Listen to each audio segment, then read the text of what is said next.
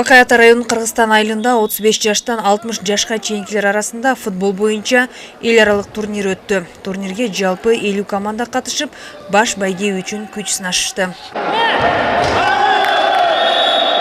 Турнир Баткен Когалаңында баатырларча курман болгон Тилек Жаңабай уулунун жаркын элесине арналды. Белгилей кетсек, Тилек Жаңабай уулу 1996 жылы Талас облусунун Бакай Ата районуна караштуу Кыргызстан айылында төрөлгөн. 9 жыл Баткен чек арасында кызмат өтүп, 2022 жылы Баткен Когалаңында баатырларча курман болгон. 35-тен 45 жашка чейин, 45-тен 55 жашка чейин, 55 жаштан өйдө, анан 60 жаштан өйдө командалар бар. Кудай буйруса баарына байгелерди беребиз. Жаңабай уулу Тилек деген биз атасы биздин классташыбыз болчу. Бу балабызды кичинесинен бери билебиз. Өзү эмгекчил, мекенди сүйгөн жигит болчу.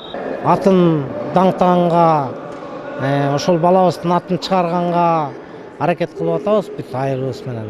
Мекенди коргойм деп өзү ошо болчу эмес да. Мекенди коргойм апа деп ой келчи десек деле болду. Балам мен сыймыктанам. Жаш кетти да, жаш кеткен эле болбосо. Сыймыктанам, батыр болуп өлдү да. Эң кичүү балам болчу. Мына үйлөнөм турганда кетип калды. Спорттук иш-чарага коңшу Казакстандын Тарар шаарынан да командалар келип, эл аралык деңгээлдеги ынтымакты бир жолу айгиленишти. 65-тен асып кеттик, али жүгүрүп жүрмүз. Өтө жакшы, ден соолукка да жакшы, өзүнүн настроение да жакшы болду. Мына жигиттер бүгүн ойнап атыр. Тамаша, баары мыкты. Тараздан өзүм мына команданы алып келдим, Райымбек деген команда. Енді бізде турнир болат жақында. Біз кыргыз бауырларымызды шақырамыз турнирге.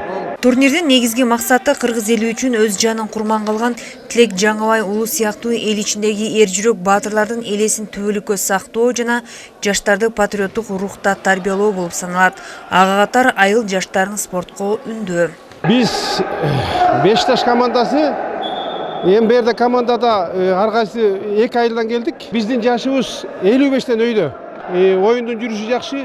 Азыр мынакей бир эмемен ойнодук, бир командамен ойнодук, Акназар командасы.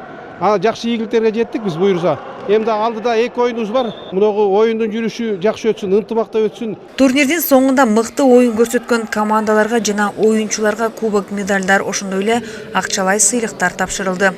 Чолпон Сабитова, Калмурат Мейманбеков, Урмат Долдурбек уулу, Бакай Ата району.